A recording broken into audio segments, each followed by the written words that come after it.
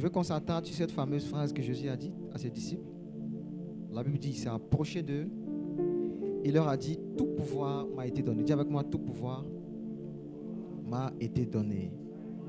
Dans le ciel et sur la terre, il a dit. Et bizarrement, on va voir qu'après leur avoir dit ça, il a dit, allez. Allez et faites de toutes les nations les disciples. Moi, je suis parmi ceux qui croient que Jésus n'est pas un informateur. Jésus ne parle pas pour parler. Jésus n'est pas venu leur donner une information selon laquelle il a reçu tout pouvoir. Si c'était ça le but, tu n'avais pas besoin de venir les rencontrer. Jésus n'avait aucun intérêt de venir leur dire, désormais le pouvoir est de mon côté. Selon vous, pourquoi est-ce qu'il vient leur dire ça? Parce que quand on était à Éden, quand l'homme était à Éden, il avait effectivement reçu le pouvoir. Et à cause de la désobéissance et à cause du péché, l'homme a légué son pouvoir à Satan et à la mort. Donc Dieu a conçu un plan de rédemption. Et le deuxième Adam est venu. Et il a fait un certain nombre de jours sur la terre. Il a fait un travail. Et à l'issue de ce travail, il a obtenu tout pouvoir. Et il vient vers les disciples et leur dit, tout pouvoir m'a été donné dans le ciel et aussi sur la terre. Pourquoi je dis que Jésus n'est pas en train de les informer? C'est parce que la phrase qui va suivre après cette phrase va faire toute la différence. Il leur dit, tout pouvoir m'a été donné et puis vous allez.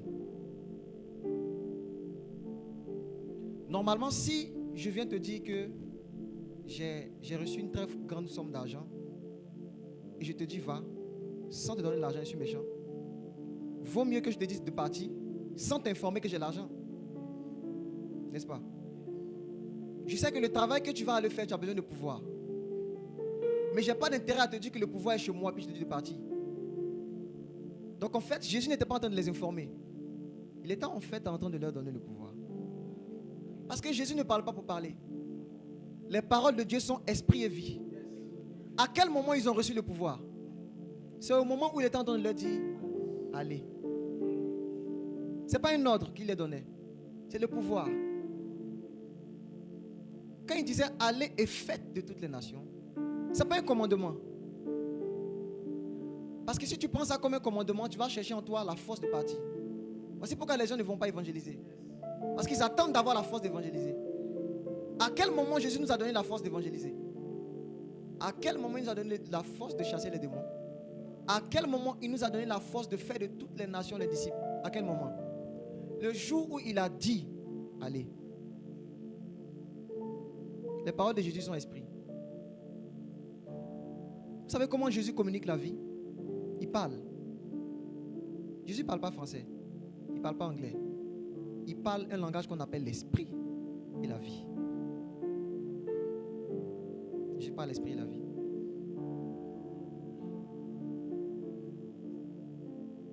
Il dit, la parole de Dieu est vivante. La parole là, c'est une entité vivante. Elle est efficace. Quand tu leur disais aller, ils venaient de recevoir la force pour partir. Voici pourquoi j'aime le prophétique. J'aime la prophétie. Parce que je sais que quand je viens de recevoir une parole qui me dit tu vas être une personne forte, je ne cherche plus la force, je viens de la recevoir. Quand tu reçois une parole qui te dit tu vas être grand, ne te demande pas comment cela se fera. Quand l'ange est venu trouver Marie, il lui a dit l'ombre du Tout-Puissant te couvrira. En fait, pourquoi l'ange a fait exprès de converser avec elle pendant longtemps? Parce que plus il te parle, plus tu reçois la vie. La femme samaritaine a rencontré Jésus, c'était un parfait inconnu. Mais à la fin de la discussion, elle a vu comme Jésus. Elle disait des choses qui n'avaient pas de sens. Mais vous n'avez pas remarqué qu'il continuait de lui parler? Après, elle dit, tu es plus grand que nos pères. Et puis il parle seulement. Après, elle dit, tu es un prophète. Hein. Il continue de parler. À la fin, elle dit, tu es le Fils de Dieu. Et quand elle découvre ça, il ne lui a pas dit de partir. Vous n'avez pas remarqué ça? Il ne lui a pas dit, va annoncer à ton village. Quand elle a dit, tu es le Fils de Dieu, elle se l'est couru. Parce que la vie et la force pour partir se trouvent dans les conversations de Jésus. La femme qui était remplie de honte et de peur à cause de son passé, le jour où elle converse avec Jésus, elle a la force d'aller parler à son village. Où elle a eu cette force? Qui lui a dit qu'il faut évangéliser? Qui lui a dit qu'il faut raconter au village les choses que tu as expérimentées avec Jésus? Qui lui a appris ça? Parce que quand tu lui parlais, il lui avait fait une promesse. Il dit, si tu savais, celui qui est en train de te parler, si tu le connaissais, et si tu connaissais le don qu'il a à t'offrir, tu allais te demander et il allait te donner. Elle a demandé. Il n'avait pas donné parce qu'elle ne le connaissait pas encore. Donc pour qu'elle puisse le connaître, il a pris le temps de lui parler. Tu sais pourquoi Jésus fait exprès de créer des circonstances pour que tu puisses venir prier? La chose que tu lui as demandé, il t'a déjà donné. Mais il y a quelque chose à propos de lui que tu ne sais pas. C'est pour ça qu'il privilégie la conversation avec toi. Plus tu vas lui parler, plus tu vas savoir qui il est. Ils sont en train de prier pour quelqu'un ce soir. Le Jésus dont nous parlons ne sera pas un parfait inconnu pour toi. Il sera ton Jésus. Il sera ton Jésus. Jésus lui dit, tout pouvoir m'a été donné. Et le prophète Darlin, quand il parlait, il a commencé à citer plusieurs types de pouvoirs. Effectivement, dans la Bible, il y a plusieurs types de pouvoirs.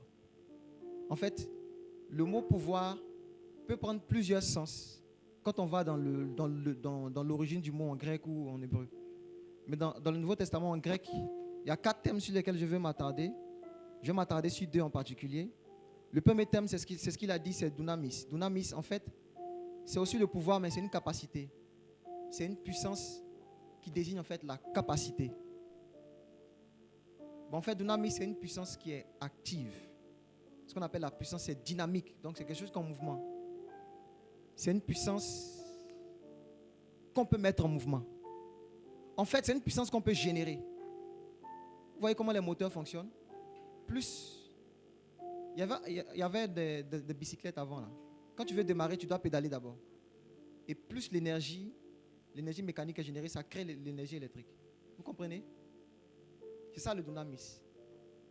Il y a un certain nombre de capacités spirituelles dans lesquelles tu peux opérer, mais il faut que tu puisses générer l'énergie.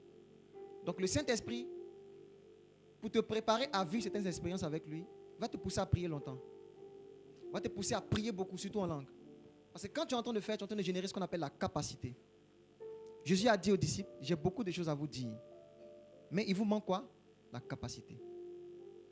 Donc il y a certaines informations à propos de Jésus que tu ne sauras pas. Parce que tu n'es pas capable de supporter. Donc qu'est-ce que Jésus va faire? Il va te pousser à prier. Et plus tu pries, ton esprit s'élargit. Et tu peux recevoir plus de révélations de Jésus. C'est la capacité. Et c'est par cette capacité qu'on fait les miracles. Je vais revenir sur ça tout à l'heure.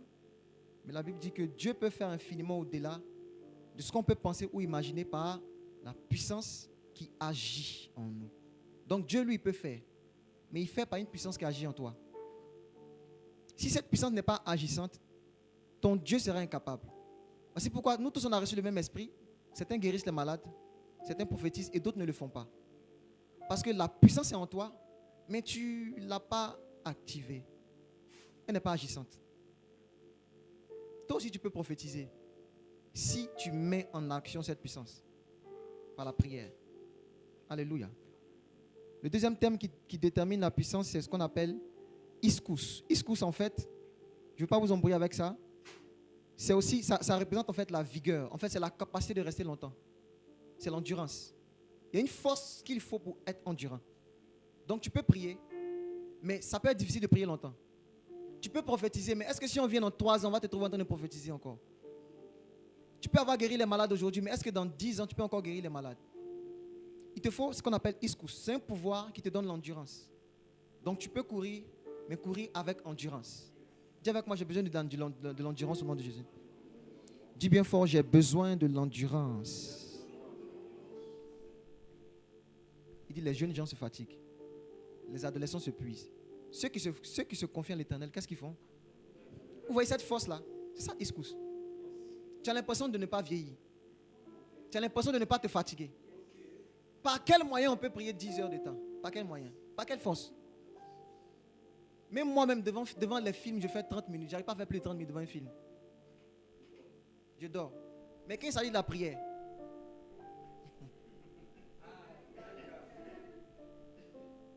tu sais ce qui fait que tu puisses passer du temps dans la présence de Dieu sans t'ennuyer?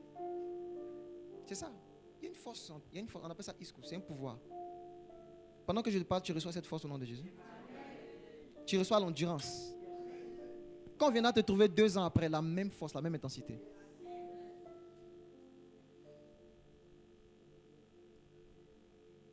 La troisième puissance, c'est ce qu'on appelle Kratos.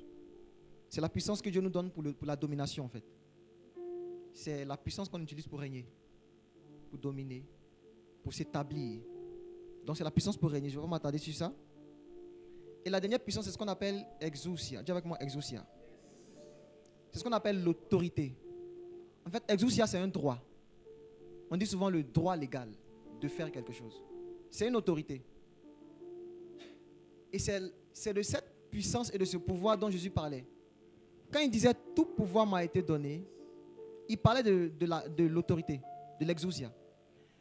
Et la raison pour laquelle il leur a dit allez, c'est parce qu'en fait, il était en train de leur communiquer eux aussi la même autorité.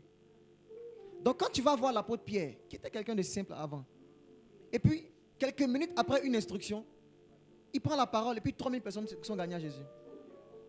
D'où il tient cette autorité? D'où il tient un tel pouvoir en fait? C'est un droit légal. Jésus lui a dit, moi j'ai tout pouvoir. Allez. En d'autres termes, j'ai tout pouvoir. Vous aussi, vous venez de recevoir le pouvoir.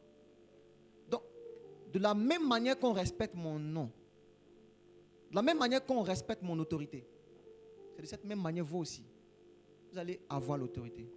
Normalement, on n'était pas censé avoir la puissance sur les démons. Normalement. Jésus allait les frapper. Il les a dépouillés de leur force. Donc, ils connaissent le nom de Jésus là-bas. Et vous savez ce qu'il a fait de nous? Il nous a pris et il nous a cachés dans son nom. Donc, quand tu viens, tu dis, je viens sous l'autorité de Jésus, je viens au nom de Jésus. Tu as le même résultat que Jésus. C'est censé être simple. C'est pour ça que j'aime l'exousia. C'est un droit légal.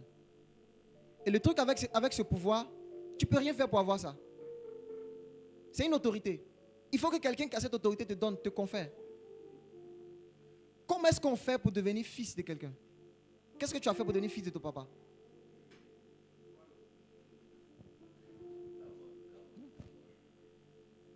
La seule manière d'obtenir cette puissance, c'est par un processus qu'on appelle la naissance.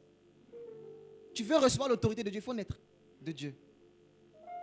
Ce type de pouvoir-là, on l'obtient par délégation. Il faut que quelqu'un qui a cette autorité te la confère. Je peux parler? Chat de Léveras. Il y a 2 manières d'obtenir ça. Soit tu l'obtiens par héritage, soit tu l'obtiens par adoption. Soit tu es fils de quelqu'un qui a ça. Et à cause de ta position de fils, tu obtiens ça. Soit tu n'es pas fils, mais il fait de toi fils. Tu entres dans la famille de Dieu. Et tu commences à opérer par la même autorité que Dieu. Et vous savez comment on se maintient dedans? Et comment on grandit dedans? On grandit dans cette autorité parce qu'on appelle la promotion.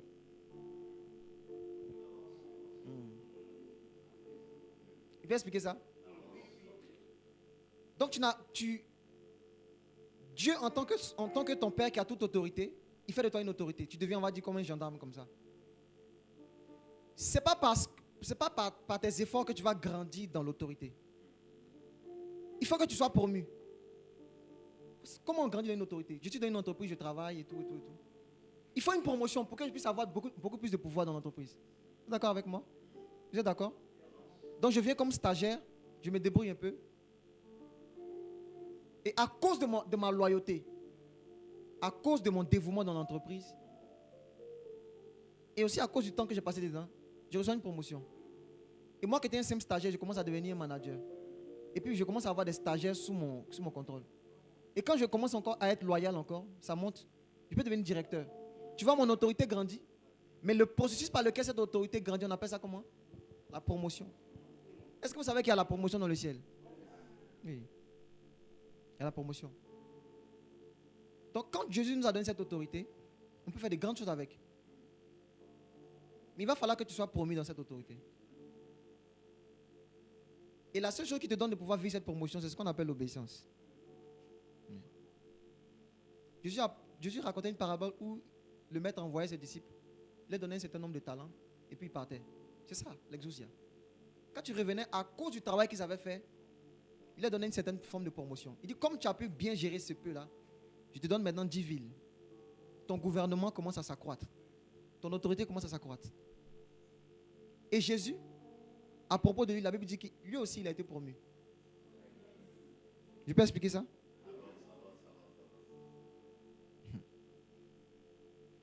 Il a été promu. Dans le livre d'Hébreux, la Bible dit il a hérité d'un nom excellent. Il a hérité d'un nom plus excellent.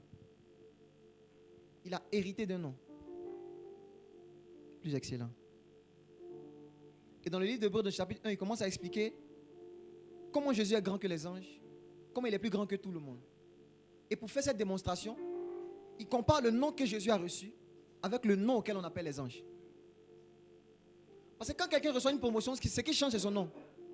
Quelqu'un qu'on appelait le stagiaire, on va appeler monsieur le directeur.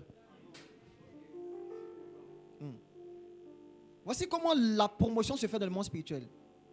Tu reçois un nom plus excellent. Et il dit que Jésus a reçu un nom excellent. Et le nom en question, c'est quoi? Fils. Auquel des anges Dieu a-t-il dit, celui-ci est mon fils? Je t'ai engendré aujourd'hui. Je vais dire quelque chose qui va te choquer. Dieu n'a pas toujours été fils. Jésus n'a pas toujours été fils. Je peux parler?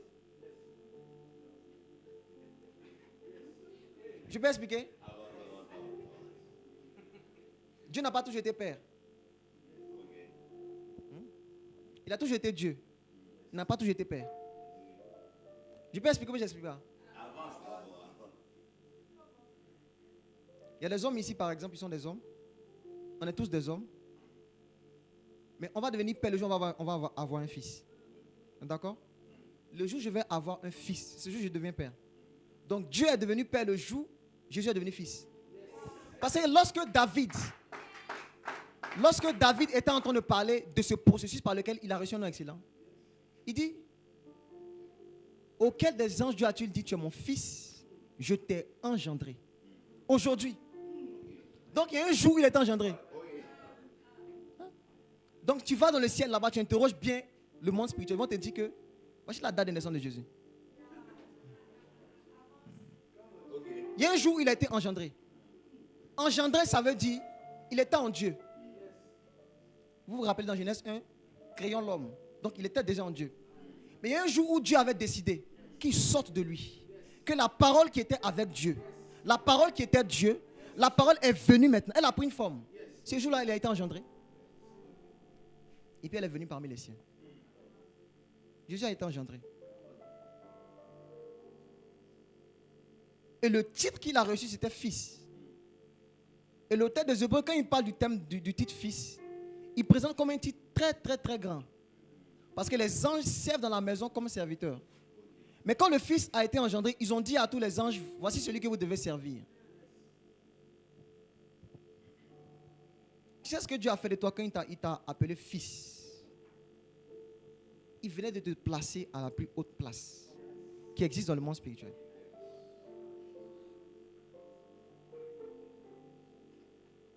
Quand Jésus faisait de toi fils, il venait de te donner une position très élevée. Jean 15, Jean 5. Je veux qu'on lise quelque chose.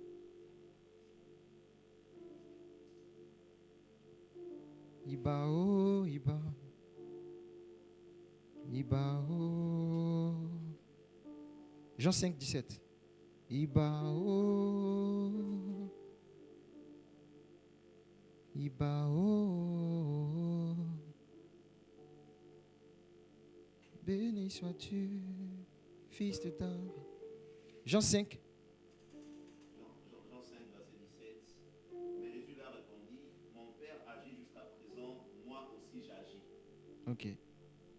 Mon Père agit jusqu'à présent, moi aussi j'agis. Continue. Et à cause de cela, les Juifs cherchaient encore plus à les faire mourir.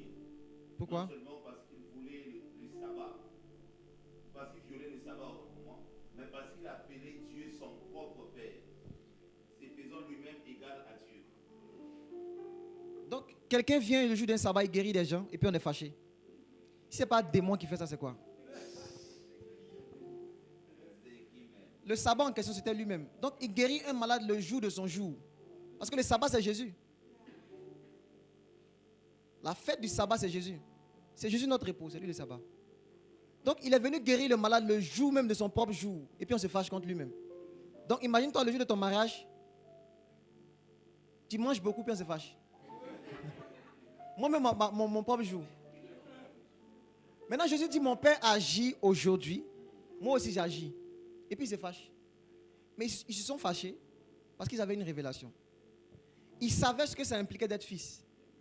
Quand il dit, je suis fils de Dieu, il savait que ça signifiait que lui aussi, il était Dieu. C'est pourquoi ça leur faisait mal. Donc, le terme fils, là, être fils de Dieu, ça signifie être égal à lui. Donc quand Jésus vient leur dire, tout pouvoir m'a été donné, donc je suis fils. Et à partir d'aujourd'hui, je fais de vous fils. Il est en train de leur dire, voici maintenant comment vous allez être capable d'opérer exactement comme moi. Comme moi. Dis avec moi, je suis fils de Dieu. Dis-le avec fierté, je suis fils de Dieu. Je suis fils de Dieu. Même si tu es une fille, il faut dire, je suis fils de Dieu. C'est pas grave. Par la suite, Jésus va commencer à leur parler de certains nombres de choses que les fils font. Parce qu'à la base, tout pouvoir lui a été donné. Donc, Dieu peut tout. Et quand je parle de Dieu qui peut tout, je parle de toi. On est d'accord que tu es fils. Il dit, je peux tout par Christ, par l'onction. Donc, on peut tout. Mais il y a un certain nombre de pouvoirs que Jésus va lister par la suite, sur lesquels je veux qu'on puisse s'attarder. Et chaque fois qu'on va parler d'un pouvoir, on va l'expérimenter. On peut aller? On est dans Jean 5 toujours. Regardez ce que Jésus va dire. Ibao. Continue. On est au verset 18, c'est ça? Donc allons-y sur le verset 19. Jésus reprit la parole et leur dit, Yes.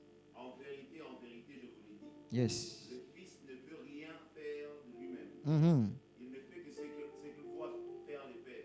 Alléluia. Et tout ce que le Père fait, le Fils aussi le fait pareillement. Alléluia. Allons sur le verset 19 d'abord. Jésus l'a dit, quand je parle du Fils ici, je parle de toi. Il dit, le Fils ne fait rien de lui-même. Il fait ce qu'il voit. Dis avec moi, le Fils voit. Le premier pouvoir qu'on reçoit quand on est fils, c'est qu'on voit. Je parle ou je m'arrête ici? Il dit, le Fils a une capacité de voir les œuvres de son Père. De voir. Et le prophète Joël, quand il parlait de ça, il a bien expliqué. Il dit, dans les derniers temps, vos fils vont avoir des visions. Ce qui fait de toi fils, c'est ta capacité à voir. Le fils doit voir. C'est un pouvoir qui est rattaché à ceux qui sont fils. Je parle à quelqu'un? Le fils a le pouvoir de voir.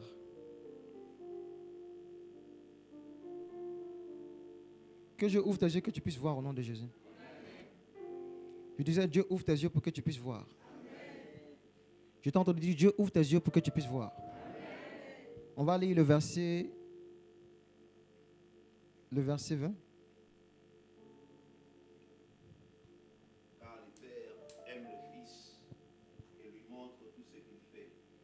Et lui montrera des œuvres plus grandes que celles-ci, afin que vous soyez dans l'étonnement.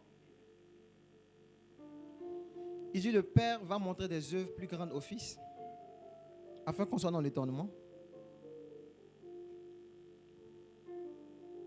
Tu peux avoir une chaise? Je suis fatigué.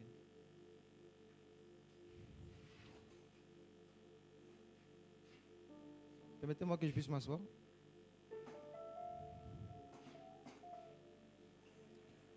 Merci Jésus.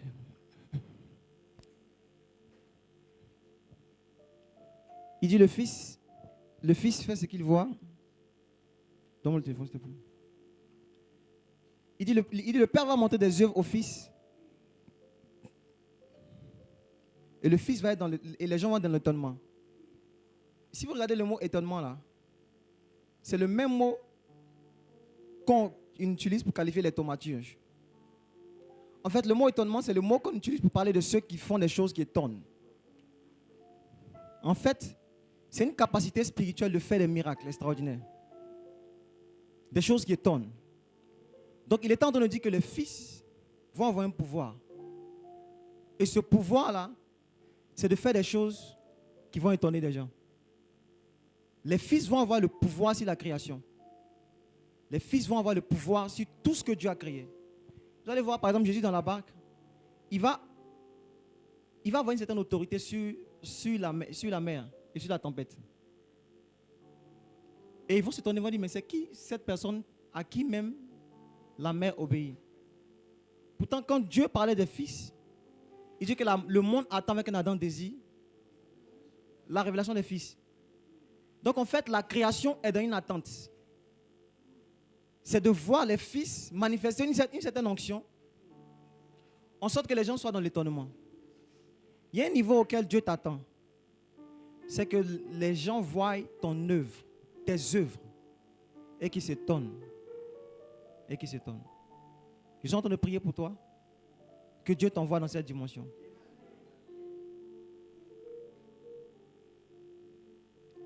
Le Père montre des choses au Fils qui le met dans l'étonnement.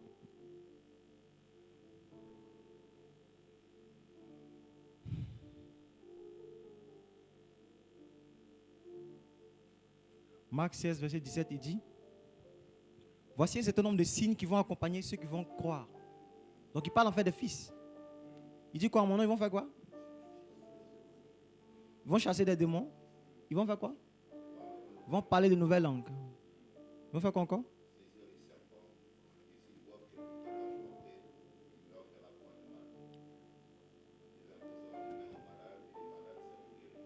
C'est ça l'héritage des fils. Et si tu es fils, tu dois vivre ces choses. C'est ton héritage. Ça doit être simple pour toi.